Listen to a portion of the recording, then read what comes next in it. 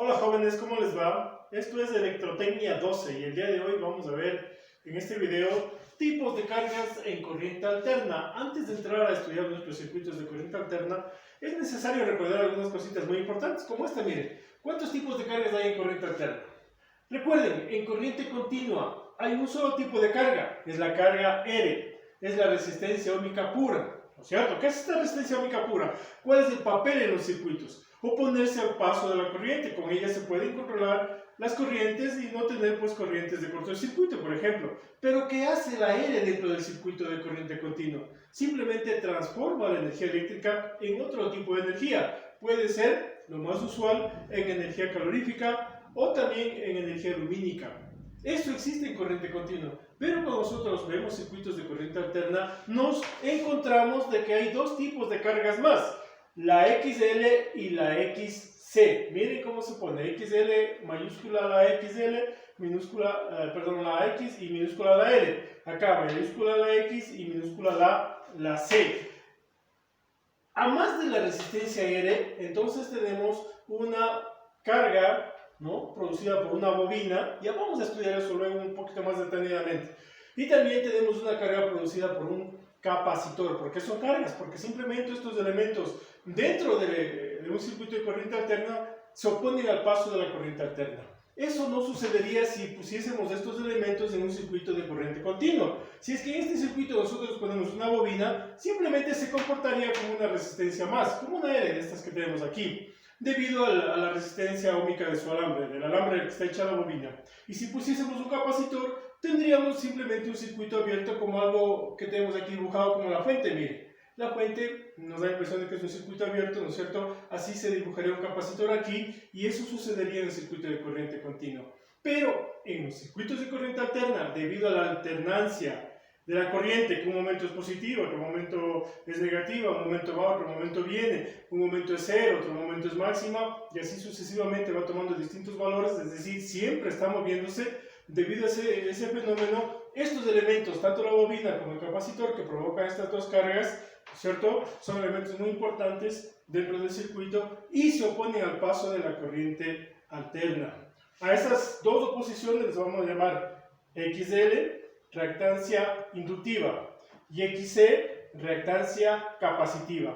Entonces, en resumen, tendríamos resistencia óhmica pura, que se la representa con una R, mire cómo está aquí, es una línea quebrada, y ya sabemos lo que hace, ¿no es cierto?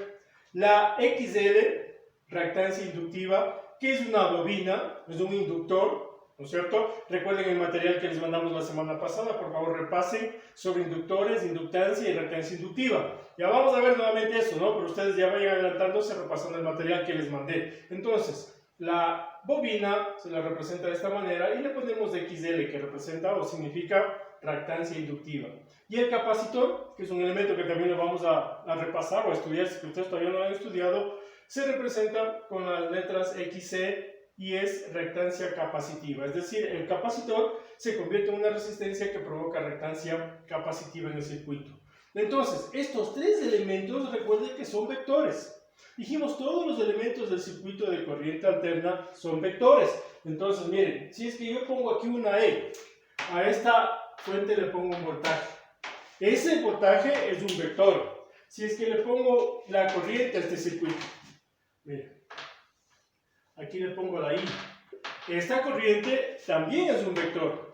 Y nosotros podemos trabajar con los circuitos de corriente alterna aplicando lo que ya habíamos nosotros estudiado, ¿no es cierto? Los números complejos que nos ayudan a resolver este tipo de situaciones. Ahora, estos tres tipos de cargas que tenemos en corriente alterna, si nosotros los sumamos, nos van a dar un elemento llamado impedancia. Entonces, ¿qué es la impedancia? Se la representa con la letra Z y no es más que la suma de cargas tanto de R, XL o XC en cualquier combinación, porque solo puede ser R, también será una impedancia. Puede ser R y XL, también será una impedancia. O pueden estar las tres o solo las dos reactivas nada más, XL y XC, pero todo eso se llama impedancia. Entonces, introducimos este nuevo término, si ustedes todavía no lo han visto, dentro de los circuitos de corriente alterna.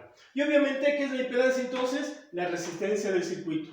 Siendo la resistencia del circuito y teniendo los elementos voltaje e intensidad, podemos nosotros aplicar la ley de Ohm, ¿no es cierto? Miren cómo está aquí. La impedancia se la representa con un rectángulo, como está en este gráfico. Y nosotros podemos aplicar la ley de Ohm, ya no poniendo R, sino la Z.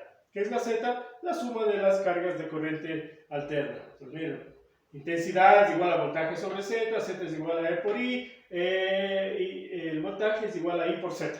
Es decir, ley de Ohm, aplicamos de la misma manera. Ahora, dentro de este número de cargas, digamos que tenemos aquí, que son 3, podemos nosotros hacer varias combinaciones. Miren, si tenemos un circuito serie, vamos a tener las cargas conectadas en serie. Puede ser una R, como en este caso, tenemos una XL por acá abajo, y aquí tenemos dos reactancias capacitivas, XC1 y XC2. ¿Cómo se suma esto ya en la práctica, en la realidad? Veremos en unos 2 videos más que vamos a grabar para indicarles a ustedes cómo se hacen estas operaciones, ¿no? Estas sumas de reactancias, tanto inductiva como capacitiva. Será un video o 2 videos que utilicemos para eso.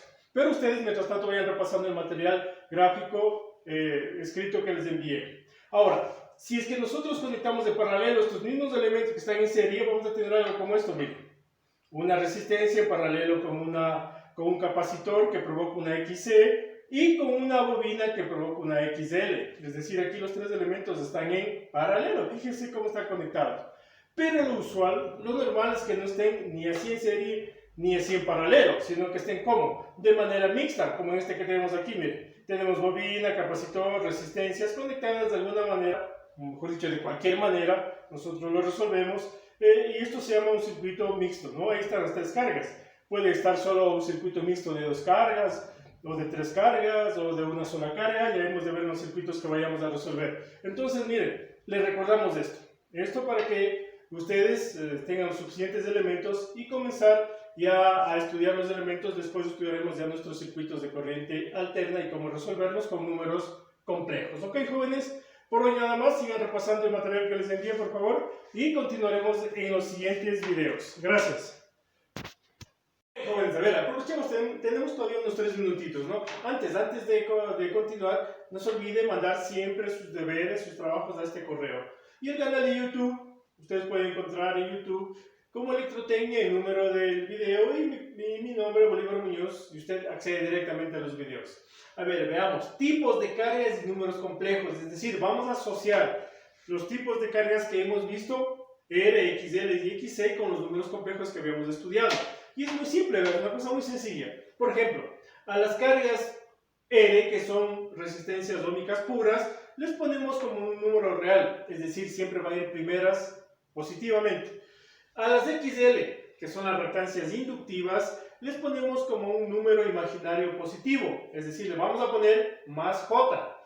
Y a las XC, que son las reactancias capacitivas, les vamos a poner como un número imaginario negativo, es decir, le vamos a poner menos J. Pues miren este ejemplo, miren, aquí está, dice el vector A, es 10 menos J20, por ejemplo, ¿no es cierto? En notación rectangular este vector, la 10 va a ser la R, ¿qué significará R10? Simplemente que son 10 ohmios de resistencia óhmica pura y 20 ohmios de reactancia capacitiva, porque dijimos que a la reactancia capacitiva le ponemos como un número imaginario negativo, entonces es menos J20. Ahí está indicándonos la impedancia del circuito.